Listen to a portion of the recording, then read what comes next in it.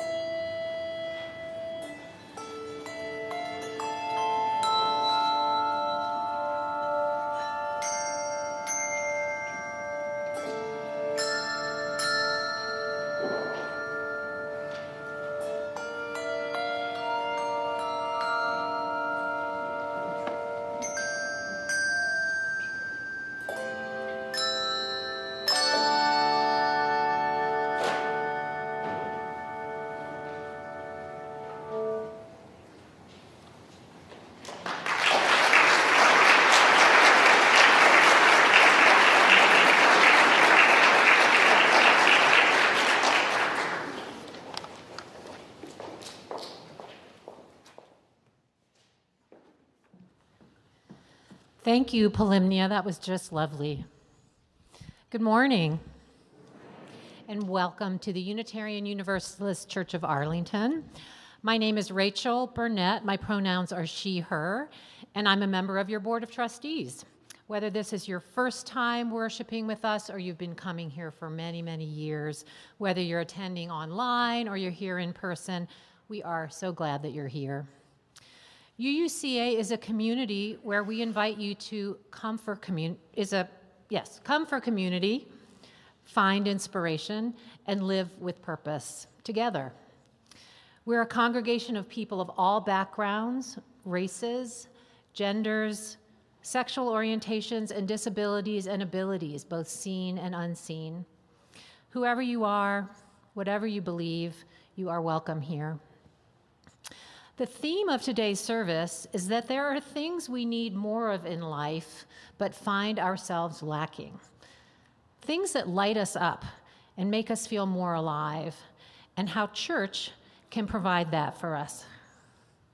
Maybe you're a stressed out young parent looking for other parents seeking liberal religious education for your kids.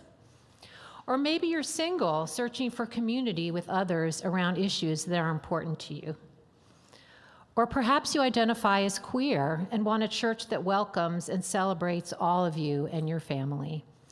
Or like me, maybe you're an empty nest retiree looking for and finding in abundance meaningful ways to participate in a like-minded faith community.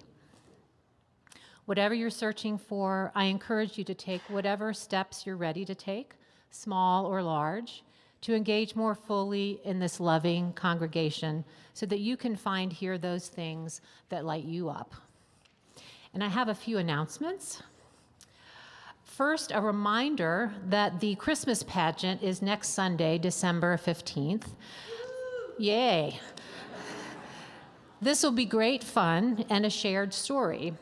Our children and RE folks have worked hard to create a great pageant, so please come to service next week and share in the merriment. Also, please consider sharing some Christmas cheer by giving to UUCA's Secret Santa effort. We have so much wealth in Arlington, but some people in our community are simply trying to survive. Secret Santa kicks off tomorrow. There's a table in the fellowship hall and a QR code that you can access with detailed information about giving whatever you can afford to the 3 different Secret Santa projects that we're supporting this year.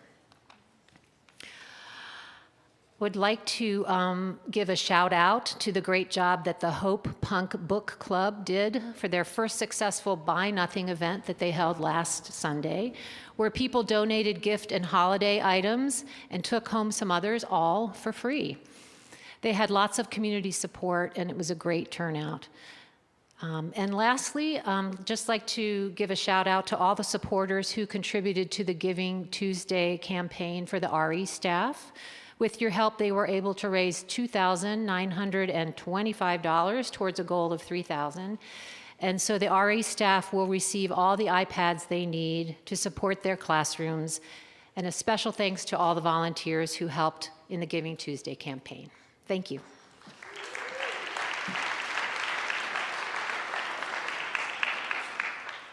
Hello, church.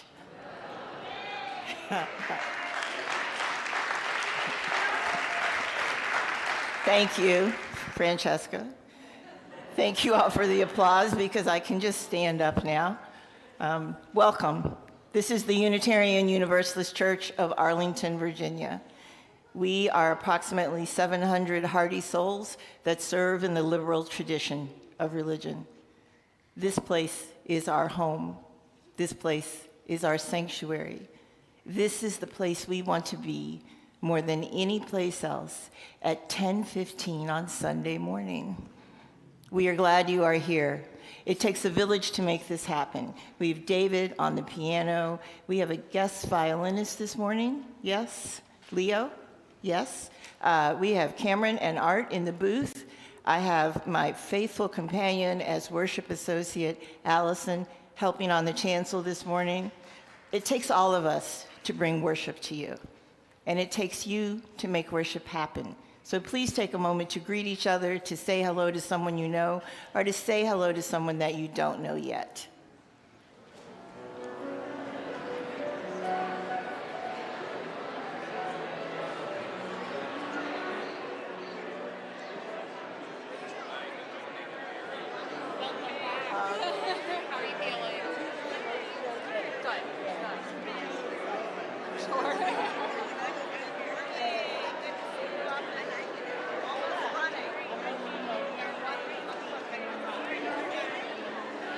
Dinosaur hat on, and a dinosaur shirt on, and dinosaur boots. Were those dinosaurs?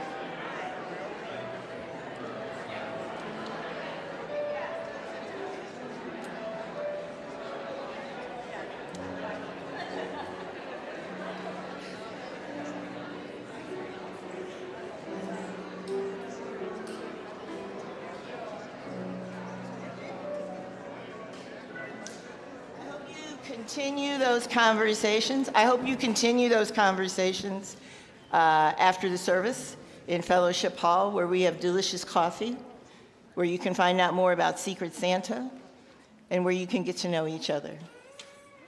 Our call to worship this morning was written by Kim Mason. Once upon a time, chemists believed they could transform lead into gold or death into life. We laugh, but are we not also in the business of alchemy, turning loneliness into connection, pain into comfort, anger into solidarity, our faith into action? This subtle magic of church, this combining of love with justice, creates hope out of fear. It transforms individuals into community. This place, here, is where we engage in a holy alchemy. We find beauty in the ordinary. We find life in the present. In this space, let us each be transformed. Let us be transformed together. Come, let us engage in worship, in celebration, in music and words this morning.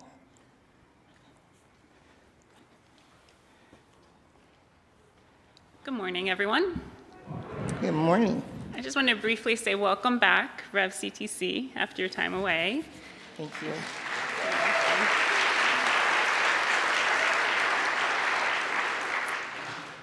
I missed you guys so much. In between Oxycontin and the healing of my foot, I missed you all tremendously. We're so glad that you're back. Thanks. Each week at UUCA, we light a candle of compassion. This week, we hold all those who are facing political uncertainty at home and abroad. We hold those who are enduring violence or war.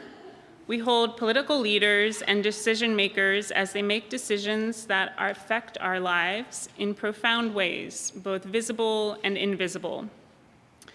And we also hold those who may be struggling with the darker days of winter.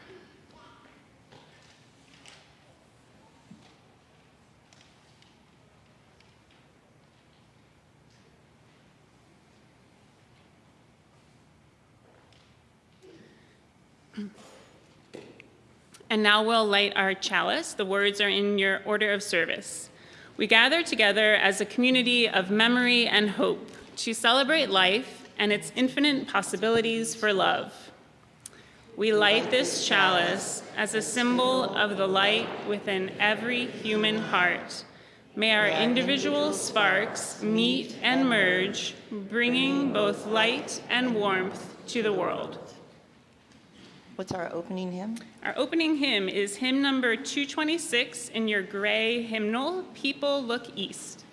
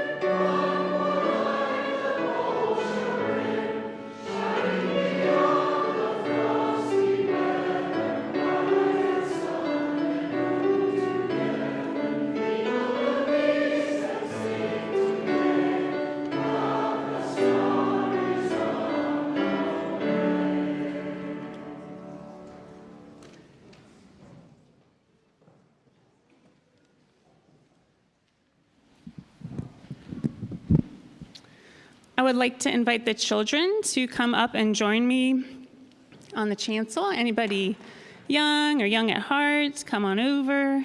I like your shoes. Ooh, I got some good shoe decor going on today. Good morning. I'm Allison. Y'all can come on up, join me, have a seat nearby. Welcome, welcome. All right, so today we are going to be talking about some of our favorite things, and we're going to be talking about them through our senses. So do you guys know what your senses are? What are they? You use your nose for hearing, smell, touching, and talking, I think. No, tasting. Yeah, and then seeing. Okay, perfect. So, very nice job. So I'm curious for all of you, if you can think about some of your favorite things from your senses. So we'll take it one by one. And for the grown-ups, you all can think about this too. It can be kind of a fun thing to consider. So the first one, why don't we do hearing? What are some of your favorite things to hear? Like I like birds chirping. Yes. I like music, and I like about like when the ocean wave.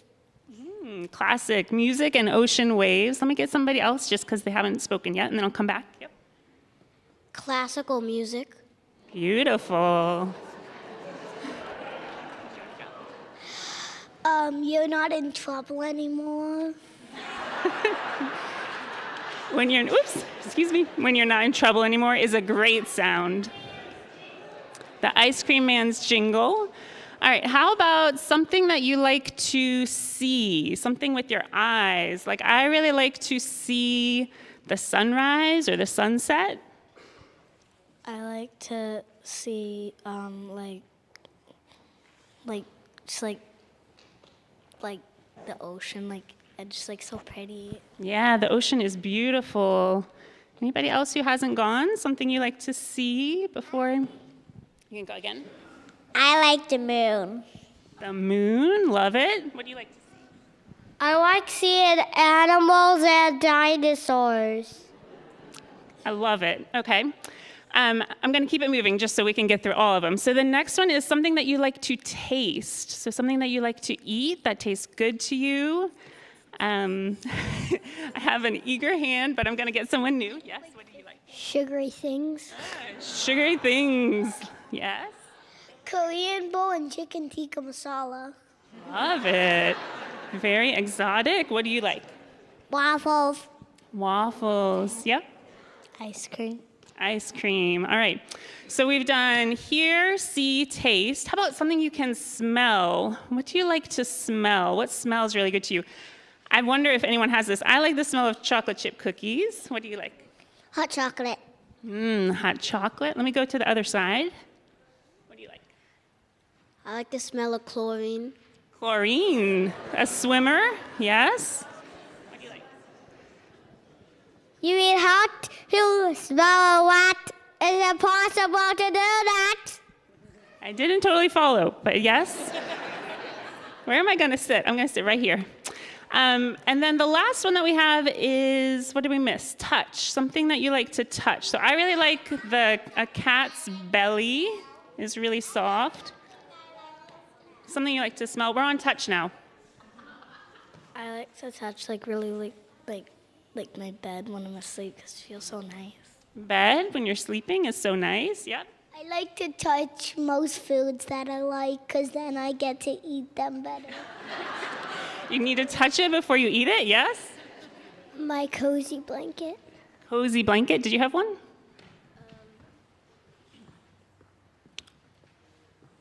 Does instruments count? Yeah. Instruments. Very nice. Okay. I think we got them all, right? All 5? Okay. Excellent. So those are some of our favorite things in general, and I'm curious about things that you like at church. So when you imagine coming into the church building, things that you see or hear, what are some of the things that you like at church? Any ideas? Those big long tubey things. The organ, maybe? Up there? Yeah, that's the organ. What do you like? I like to see the back place with all the toys. The back place with all the toys. That's a good thing to see. What do you like? I like to hear the bells at the beginning. The bells were beautiful. Thank you. I like the cake when they bring it in. The cake when they bring it in. I like that too. Did you have something you like at church? I like it when we all go it down. Perfect segue. So we are going to now sing you out to your classes. Thank you all for sharing your favorite things about church as well.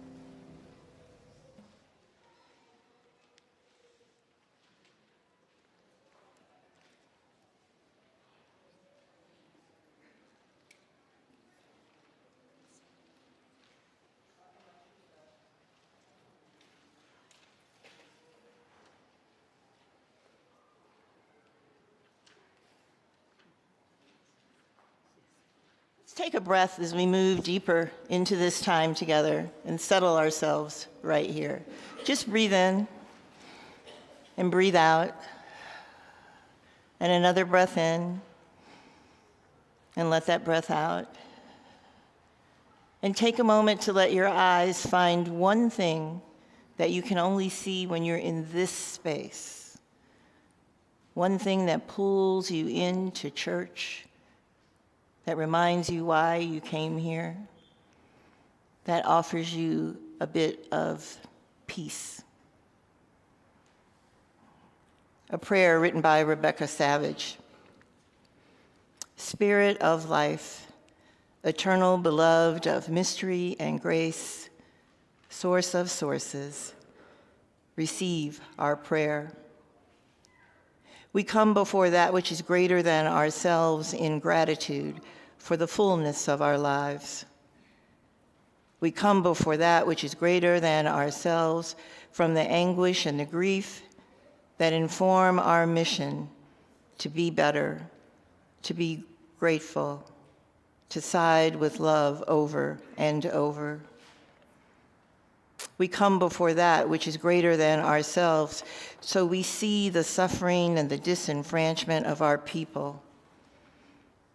We come before that which is greater than ourselves as we foment our passion for justice and wholeness.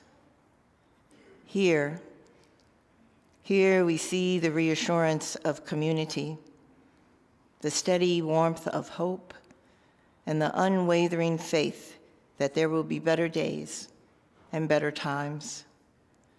Here we give thanks and seek grace. Grace for ourselves, grace for our neighbors.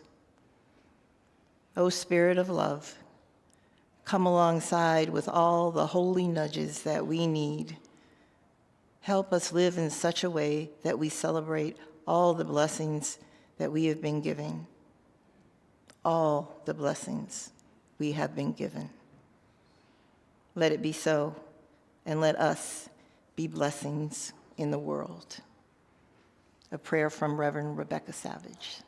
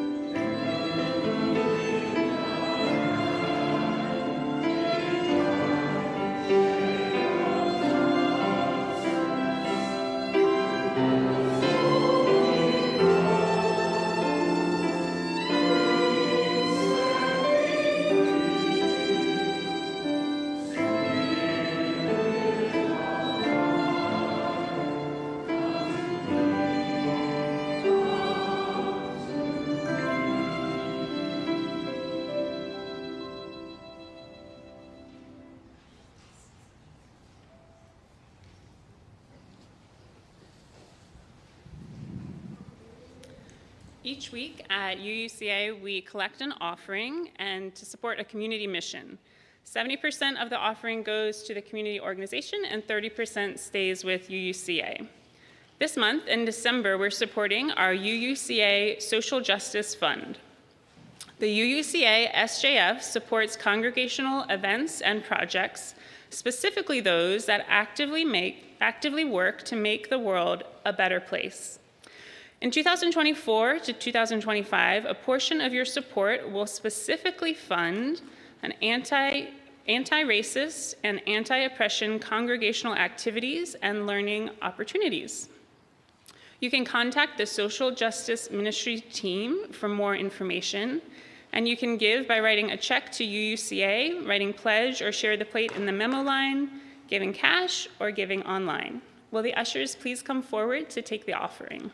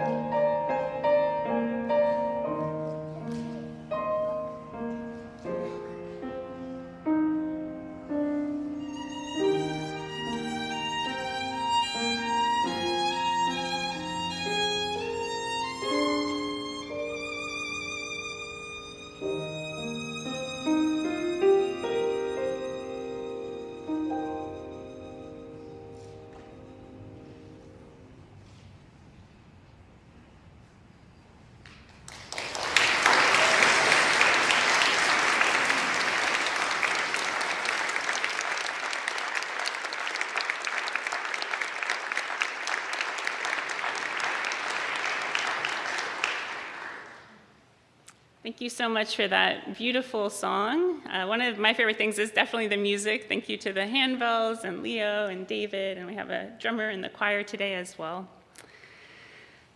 We'll now receive the offering. The words are in your order of service. We bless and receive these gifts, opening our hearts to true generosity. Let us be grateful when we give, be it time, talent, or treasure. Let us be grateful for our needs and the experience of vulnerability. Let us be grateful for those who share their gifts to nurture this congregation. Thank you.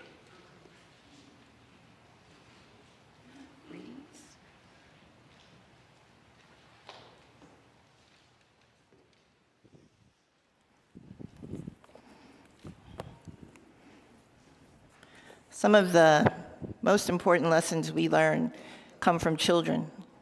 So for the reading today, I have two children's stories. One is a very chunky, thick-paged book called Counting on Community. You can play along if you wish. Living in a community, it's a lot of fun. Let's count the ways. Let's start with one stuffed piñata for every holiday. Two neighborhood friends, always there to play.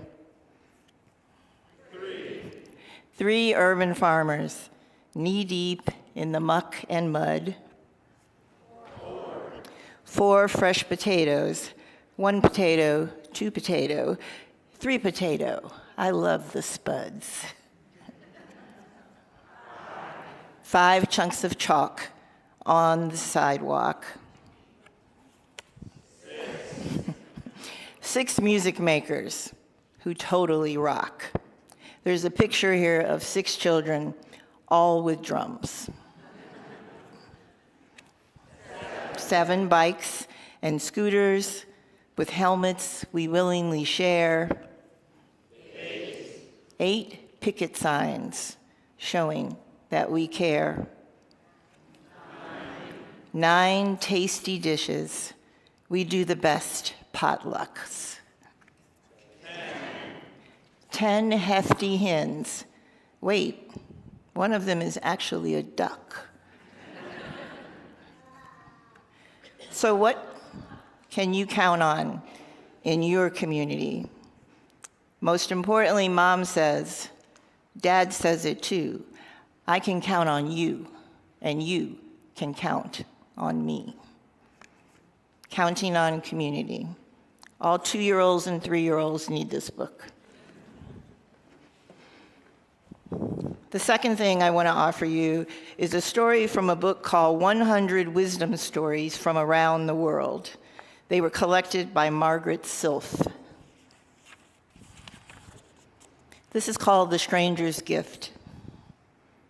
There once was a village that had fallen on very hard times. The villagers had once been very happy, and their community had been famous for its hospitality and friendliness, and the warmth with which it welcomed strangers. But something had gone wrong in the village. People had begun to bicker with one another. Quarrels broke out for no apparent reason. Rivalries sprung up where once there had been friendships. The chief of the village was very, very sad about this. He knew that the people would never be happy like this, but he couldn't find anything he could do to restore the old times of harmony, of peace. Strangers no longer wanted to visit this village. The people stopped caring for it. The village itself was falling into ruin. But it happened one day that a stranger came by.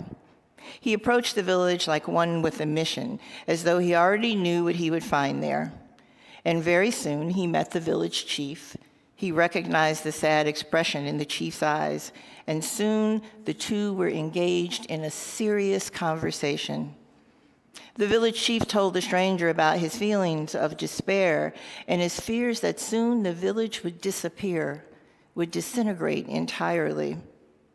The stranger told the chief that he might know a way to redeem the lost village, to restore it to being a real community again. Please tell me the secret, the chief begged. The secret's very simple, the stranger said.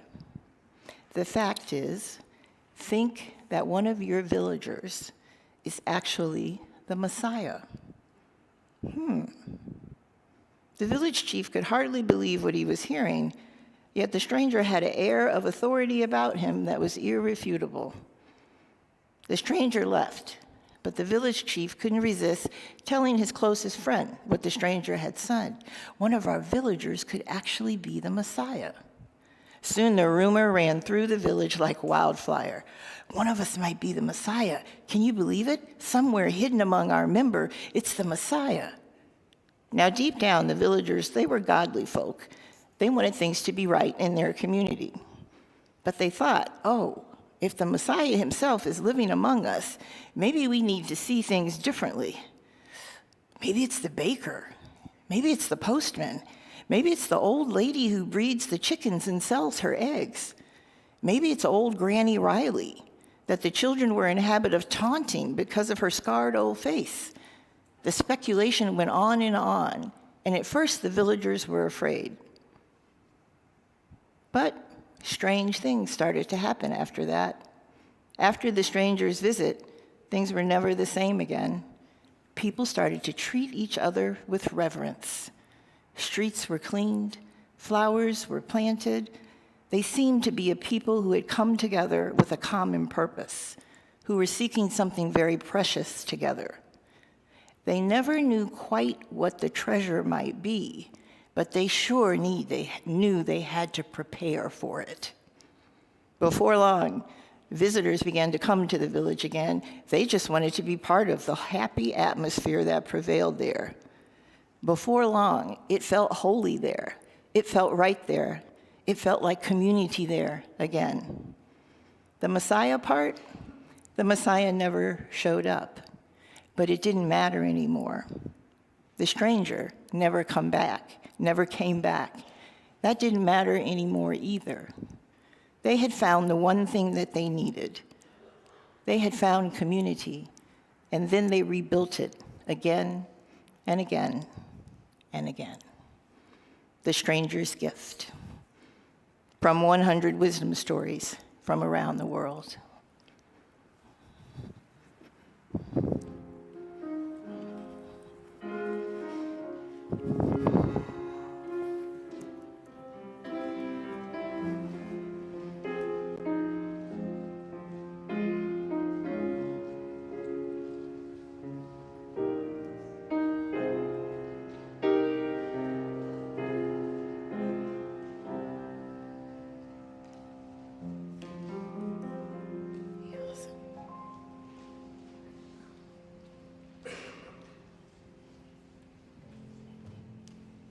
Thank you.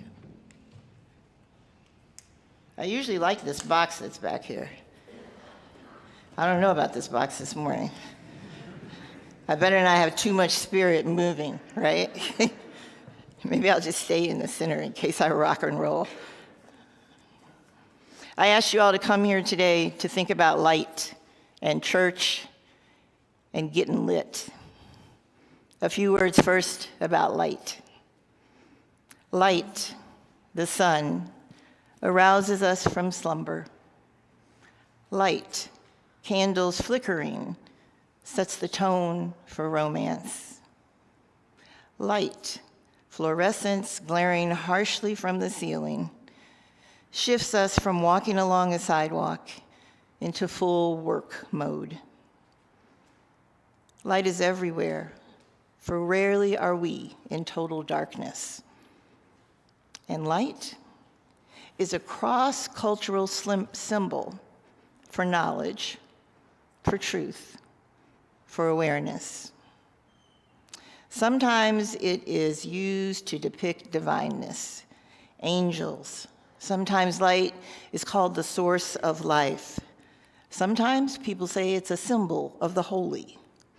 It plays a major role in so many religious traditions, Within the Abrahamic faiths and other spiritual movements, light is always there. Maybe when I say light, because we're in a UU church, you think of enlightenment. Maybe you think because we're UUs, what we do is connect to the age of enlightenment, that intellectual and philosophical school of thought that dominated Europe in the 17th and 18th centuries and later spread across the Atlantic to New England. Maybe not. Maybe when I say light, you have a story in your mind or in your heart that word triggers. That's exactly what it does for me. My story of enlightenment begins in Switzerland. The first time I saw the Matterhorn, it was bathed in the soft, rosy glow of evening light that comes from a setting sun. Its beauty gobsmacked me. I had just stepped off the Mountain Cog Railway that runs between Tasch and Zermatt, Switzerland. To be honest, I was cranky from travel. To get to Zermatt, you have to fly 9 hours from Dulles to Geneva. Then you make a quick through uber-organized customs at the Geneva airport. Most impressive. Then there was a mad dash from the airport to the train station. Then it's 3 hours by train to Tasch. And the last leg of the journey to Zermatt is about an hour by tiny cog railway into Zermatt. I made that trip with my husband in 2006. Seeing the mountain stunned me, after all that travel, stunned me into silence. It was one of those moments when the world falls away. I vaguely heard my husband calling my name repeatedly. He had already pulled our bags from the train and found the tiny open-sided shuttle that would take us to our hotel. I just stood there staring, immobilized by beauty. And then a woman with wrinkled, weathered skin took the liberty of touching me on the shoulder. I turned and looked at her, and she whispered very softly to me, Liebchen, du kannst es morgen sehen. I didn't speak a word of German, but I knew what she said to me. My darling, it'll be here tomorrow morning. To say that the light took my breath away does not capture how I felt. There were no words then, and there are no words now that describe exactly how I was feeling. But I read an article on the Vaughan Lighting website, The Psychology of Light, how different lighting impacts our emotions, and it explained my Matterhorn experience like this. Light is a fundamental aspect of our daily lives, and it plays a significant role in influencing our emotions and overall well-being. The psychology of light is a fascinating field that explores how different lighting choices can affect our mood, productivity, and mental health. They sell a lot of different kinds of lights at Vaughan Lighting. I have a much simpler explanation. I was drunk on light. The majesty of the mountain certainly made a difference, but that rose-colored pinkish light surrounding it overwhelmed me. That evening, and for every single day afterwards when we were in Zermatt, my breath was continually taken away. We humans, we love light, primarily because it allows us to see, and seeing, well, it's essential for our survival. Light also plays a crucial role in our circadian rhythms. It impacts our moods, our overall well-being. It regulates sleep cycles. And most essentially, we humans associate life with safety and positive emotions and life-giving. I like that last part, and life-giving. Very few babies come into the world in total darkness. There is light around us from the very start.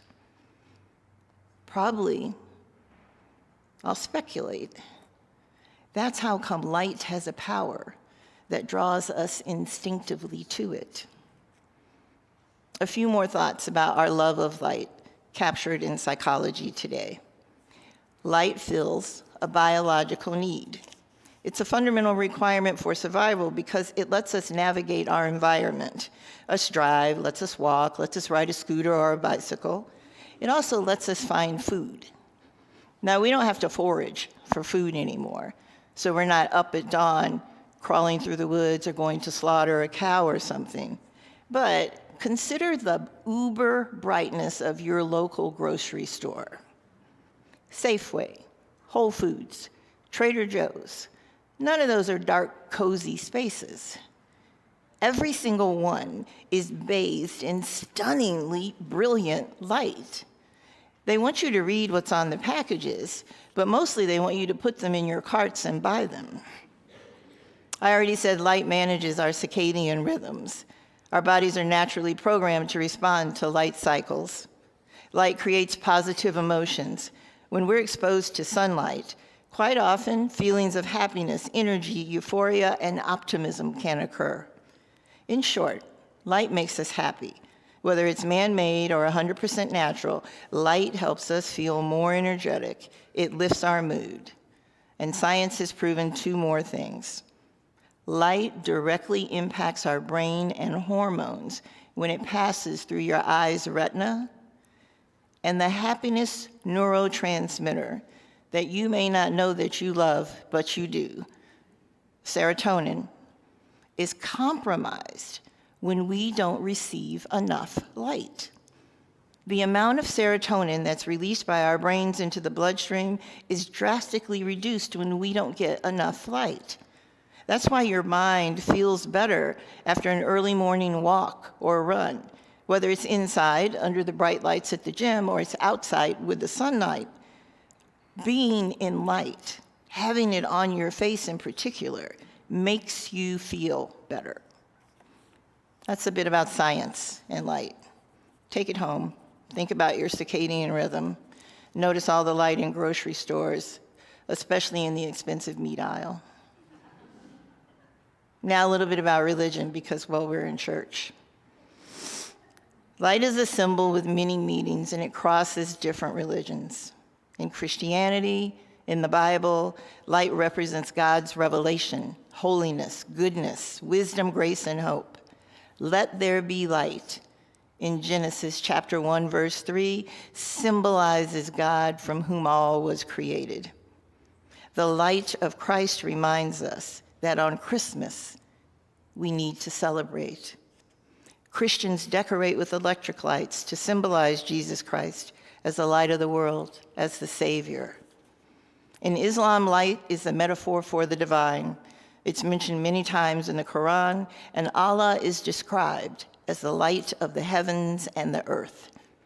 During the holy month of Ramadan, there is light in tiny lanterns called phanos that are used to light up homes and mosques and streets. Judaism has the best story. There was a lantern that miraculously remained lit for 8 days on one night's worth of oil. The Jewish celebration of Hanukkah is all about the hope that the Jewish people derived from that ancient miracle, from that lamp staying lit and quelling the darkness. In the Hindu faith, we have Diwali, the festival of lights, and in paganism, we have the winter solstice, the holiday that shares traditions with Christmas and the use of candles to symbolize the return of the light after winter.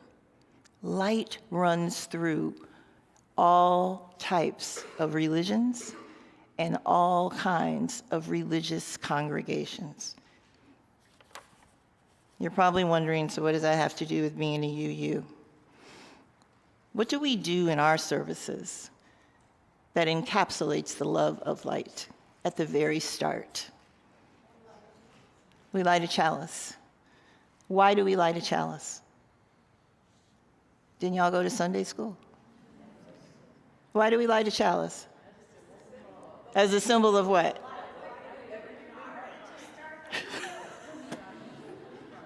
Now, you all are cheating. You're looking at your order of service.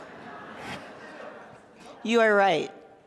Lighting a chalice is a symbol of the light within every human heart. It makes us remember why we are here. It pulls us into community. It starts Sunday with a flame. Somehow, that simple act of kindling a chalice or touching an unlit candle to a lit one holds power, holds meaning for us. Light is important to us too. This morning you might have stopped in the back to light a candle as you entered the sanctuary and remembered a loved one, or sent healing energy to someone who's ill, or supported a friend that's carrying a heavy burden. Somehow that simple act of kindling a chalice or touching an unlit candle to a lit one held power for you, touched you, made you realize, oh, I'm in church. It's safe to express this here.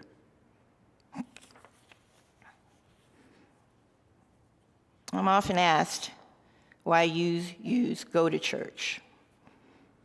And the answer that I have is probably too long, and it makes people's eyes glaze over.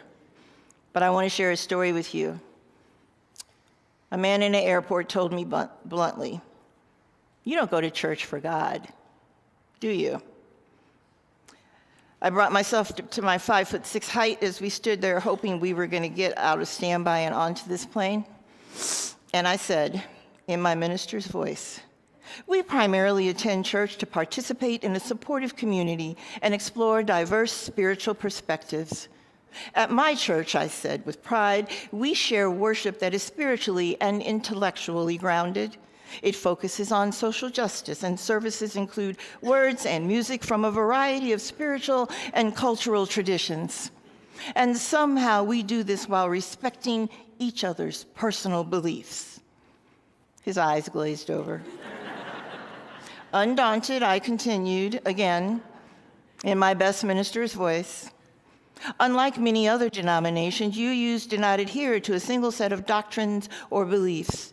We offer space for many ways to express spirit or no spirit within our church settings."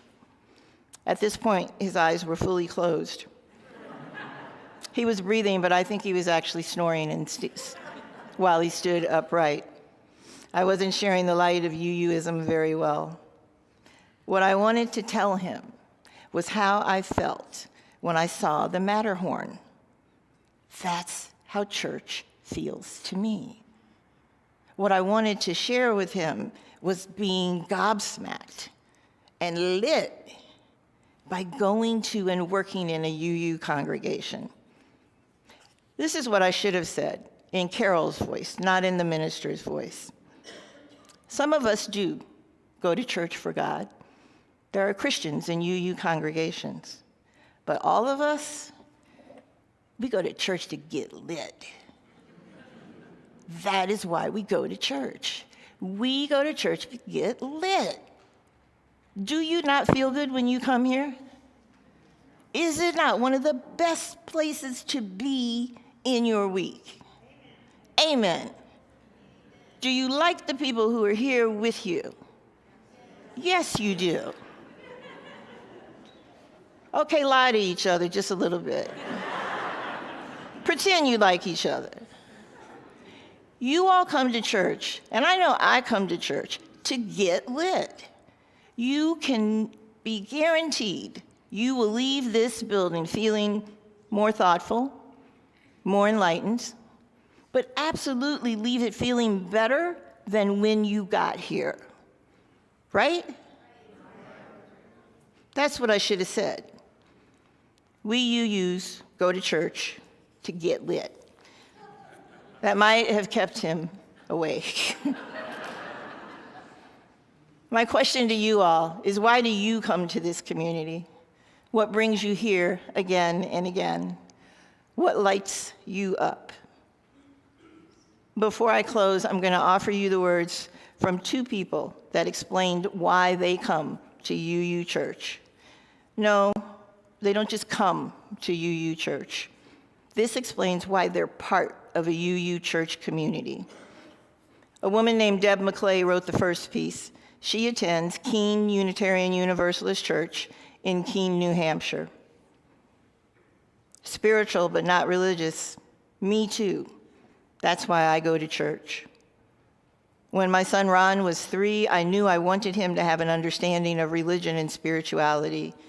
When I found out that the UU churches have a religious exploration program that does what the name implies, religious exploration, I found my way to KUUC, Keene Unitarian Universalist Church. I was almost instantly hooked. My son learned all about the major world religions along with ethics and spirituality. His positive UU experience contributed to him becoming well-rounded and becoming the fine young man that he is today. I came to realize that the UU7 principles resonated deeply with me, and the people of that community constantly inspired me to be my best self. I've made lifetime friends. I enjoy fundraisers. I go to the potlucks. Our beautiful building is home to people from all walks of life. It's full of light and endless potential. Belonging within such a community continually gives me hope for a better world and inspires me to think, speak, and act as if that better world is right here, right now, within each and every one of us. Some of that may encapsulate why you come to UU Church. Before I read the next little story, here's a bit about Unitarian Universalism from Wikipedia, the ultimate resource. There are about 800,000 people worldwide who get lit in our churches and congregations every Sunday. They are people who identify as Unitarian Universalists because of the religious freedom, because of the diversity and the pluralism that's allowed, because there are various ways there to find your religious truth, whether it's scriptures, the words of holy people, or it's simply belief in yourself. Our faith, Unitarian Universalism, is big enough to hold different faiths. When you look around a congregation, you will see a Christian, someone who is Jewish, someone who practiced Buddhism. You will see a pagan, and there will be an atheist and an agnostic in the row next to you. Even Wikipedia gets lit from us. I have another story from KUUC. I'll share just the ending with you. When I go forth from the building, there is peace in my heart and purpose in my steps.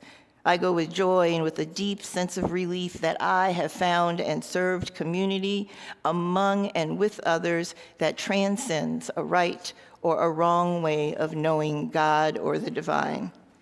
When I leave the building, the greatest presence around me is joy. I hope that's how you leave this building. I hope you understand the light is important, but leaving here because you got lit is more important. I hope you find ways to help others with acts of justice work and to make sure that every child has a rounded religious education. I gave you a really long answer like I gave that man in the airport about what UUism is. Instead, borrow mine. I go to church to get lit. And once I am lit, I go out and I share that light, that joy, that hope with the world. May it be so for you too. Amen.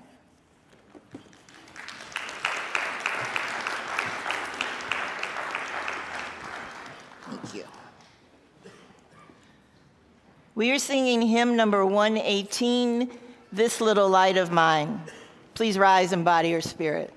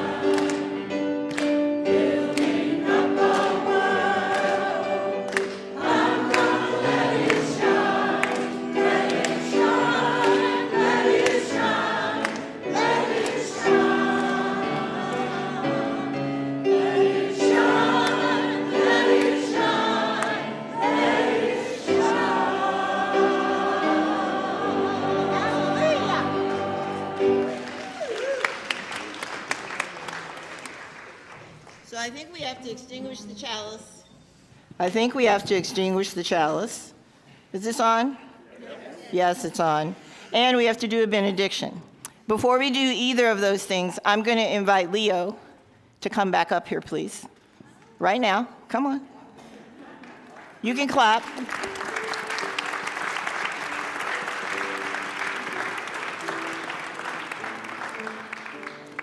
I know I put you on the spot, but it's okay, right? Sure. Yeah. Just don't ask me to sing. No, I won't ask you to sing. Leo is with us every year. He shares his music with us on Sunday, but more importantly, there is a concert that takes place here that he is in charge of. I want him to tell you about that because he could do it better than I could. It's next Saturday. Oh, thank you. I would love to invite all of you. We're having a holiday concert called Holiday Cheer next Saturday at 7:30 p.m. right here with some of the most extraordinary and festive and beautiful classical and holiday selections. There'll be some extraordinary young kids performing for you and winners of our Young Artist competition that took place last Saturday. And the concert concludes with a carol sing-along, which we're invited to. And it's going to be led by a famous soprano named Sharon Christman, who is amazing, and she will sing a Handel aria as well.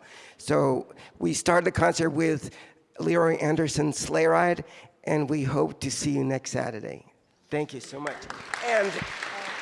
And hopefully you will offer the welcome. I will offer the welcome again. Thank you so much. Thank you. Thank you. I think we have to extinguish that chalice back there. Yes? Is that now? Okay. You're going to sing before that? No. Thank you. We extinguish the chalice, but not it represents. These we carry with us until we are together again. Oh, love in the world. Love in the world and together again. Those are good things. And now's the benediction, right? Okay. You can tell I haven't done this in about a month. A power at work in the universe. There is a power at work in the universe. It works through fire trucks and human hands, but it was not made by human hands. It is a creative, sustaining, and transforming power, and we can trust that power with our lives.